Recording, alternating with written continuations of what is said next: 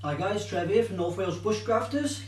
I'm sure you recognise this guy, Joe, who started with us a long time ago, but has now started his own channel called Joe Roberts Slingshots.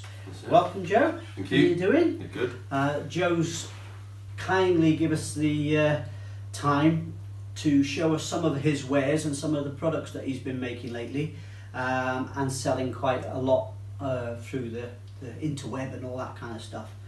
So what sort of got you into making these then, mate? Well, it's just a light, easy option to carry in my bushcraft gear, and it's a good way of getting food once you're in. As a resource. Yeah, yeah, if you're out in the wild, obviously. Yeah, definitely, yeah. There are some like laws against it and there is, against it at different places. So if any of you did want to purchase one, whether it be through Joe or anyone else, make sure you get yourself sort of up to speed with the laws of the land, basically, and landowners' rights and stuff like that. So we'll get that one out there now. We're not saying, you know, but yeah, definitely from the bushcraft and survival sort of thing, it's an excellent sort of small tool. I actually watched Ed Stafford's Last Man Out, good program if you guys haven't seen it. I'm sure a lot of you have. And he was challenging this other, one of the best guys out there, and he actually just with his small knife sawed off a V and used 2 condoms, which they were using to keep the batteries dry. Used those as the rubber and a bit of leather from the inside of his boot, and made up a slingshot and got a rook, you know, a blackbird, and that was his sustenance for his survival overnight in that thing. So it's been proven time and time, hasn't it, that they're a useful sort of thing. Like, so what got you into, you know, making them and thinking, oh, I could do that? What inspired you that way? Well, I work with aluminium as my job, and I'm a fabricator welder anyway, so I like making stuff, so it just made sense to make my own, really, instead of forking out. You can pay ridiculous money for them. Can you? So I sort of make my own. So I suppose, if you're good with your hands that way and your eyes and metalwork, it was almost a natural progression. Yeah, definitely. Would you say? Yeah, cool. So how many sort of different models do you have now? Well, currently the main one is this one, the S1. Okay. And this one, this is, as it stands now, this isn't the finished product, this is the start. No, that's how it starts. They're water jet cut, so... Water jet, tidy. There's no room for human error. No, that's, you know, they do look, you know, precise, don't they? You know what I mean? Yeah. And then you do a lot more work, you know. You're going to show us some of that in a minute, like, but so what other products then? I make naturals like this one. These 2 naturals here, I do make them like that, but these 2 were a gift. That one and that one. Oh, right, nice. They look really nice. Off another lad called Joe Roberts, believe it or not. No way. How many of these people are there? So not Joe Robinette. Hasn't come now. No. Sad news. So currently, it's just the S1 and naturals, but I have got a few more in the pipeline. Oh, good. So. But you've sold quite a few of these. By accounts, haven't you? America, Lithuania, Ireland. That's good. All over the place, Brilliant. Well, I'm sure you'd like to thank the guys for, you know. Oh yeah, definitely. But you've obviously got a YouTube channel up, but you've not done too many videos on it yet. No, the first video's up, but that's Joe Roberts Slingshots as well. Is it? So there'll be a lot more to come on that as well. Yeah, good. Yeah. So don't forget to subscribe to Joe's channel then, if you get a moment, and hit that bell, that notification bell. But so show us through some of these products. What I'll do is I'll get the camera, and then you can, you know, we can come a bit closer and you can talk some of the bits. So talk us through, Joe, if you will, some of these. So this is how I get them. These are water jet cut, 10mm aluminium. So that's the stage I get them in. Okay. Then I'll drill the holes for the scales. Okay. Cut the scales obviously to shape. These are made out of oak, but there is other materials here, like these are resin. That's a honeycomb resin. Show that close up. Oh yeah, smart. We've got carbon fibre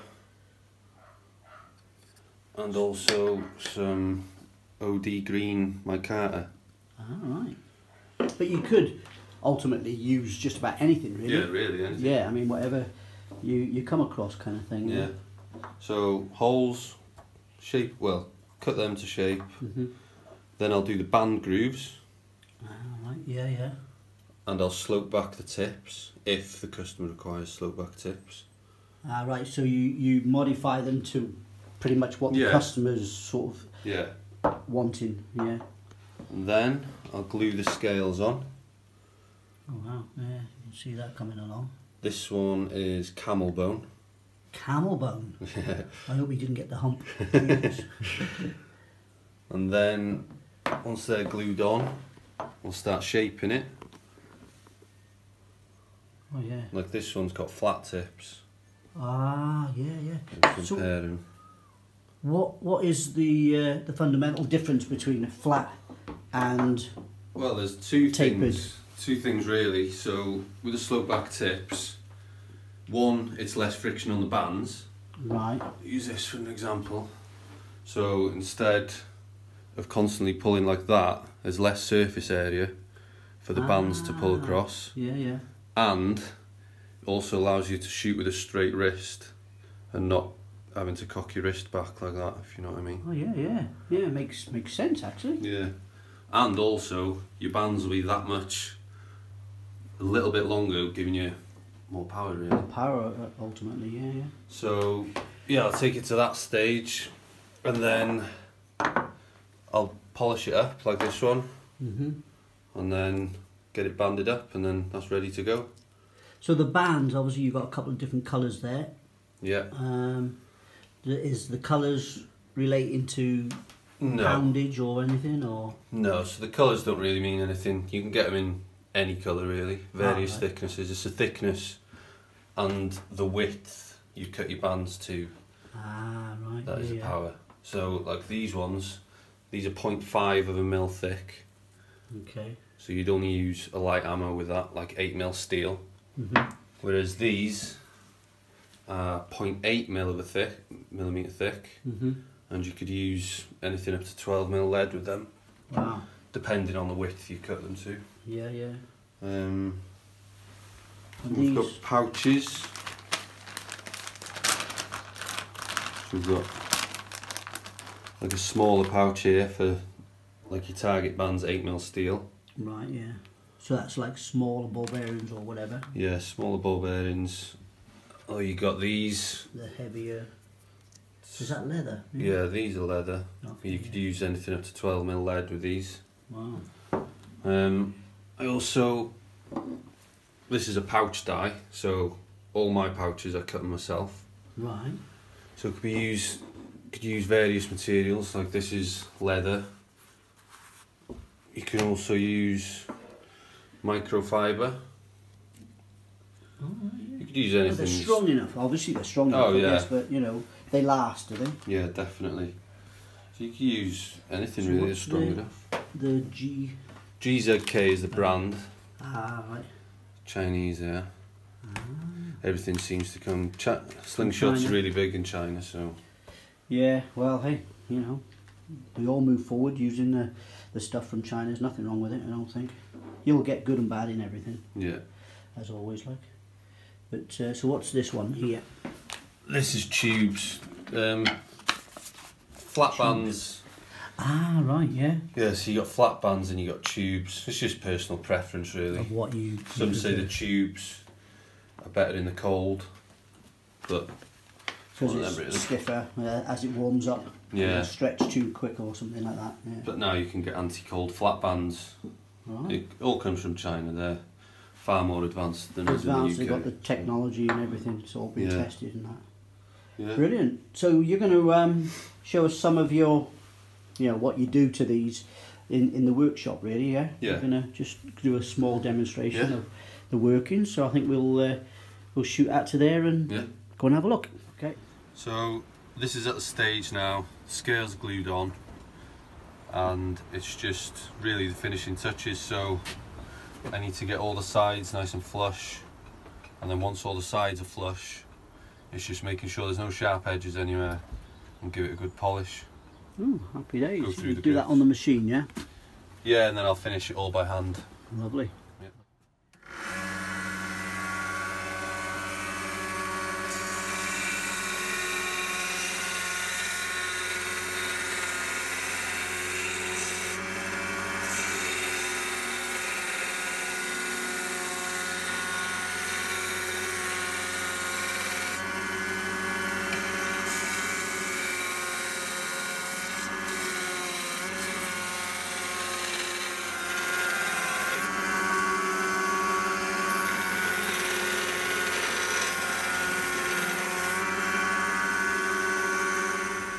So yeah, that's coming down really well, isn't it? Yeah, so it's just a case of doing it all around where the scales are.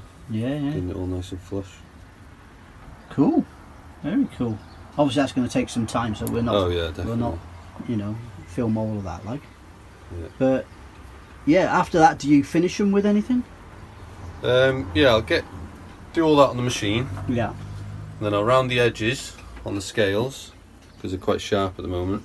Round the edges, and then it's just a case of going through the grits with sandpaper by hand. Ah, right. That's yeah, where the time that goes time into, consuming, yeah. is it?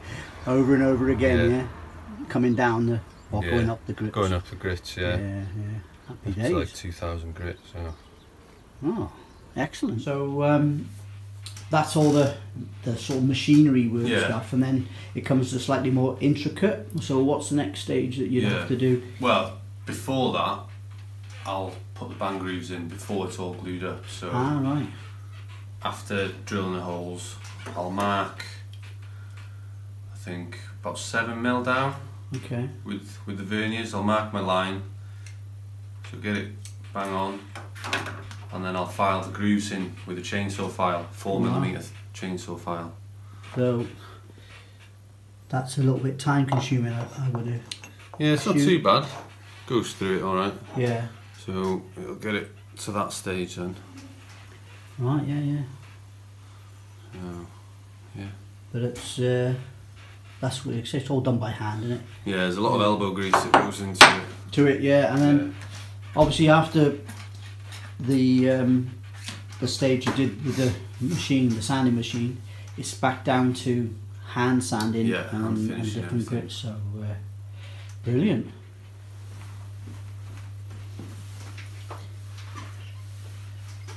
So Joe, that's brilliant. It's nice when you can put your hand to stuff, isn't it? Yeah. You know what I mean?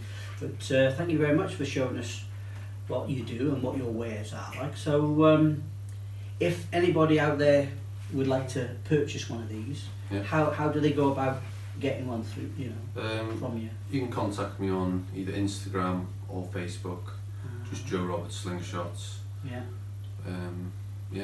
Currently I don't have a website, but you're aiming to get one. Yeah, we'll get one. Well, that's good.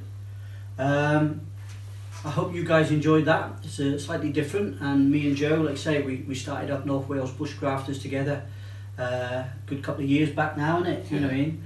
And Joe being busy over this side, we don't get to meet up as often as we'd like, and things get in the way, but it's good to see him venturing out and doing really well in his own right. So please make sure you look over onto his channel and subscribe, whether that be on Instagram, do you have a Facebook one as well? Yeah, Facebook, Instagram, YouTube. Yeah, YouTube especially, like. So thanks for taking us through all that stuff, mate. It's brilliant. Always.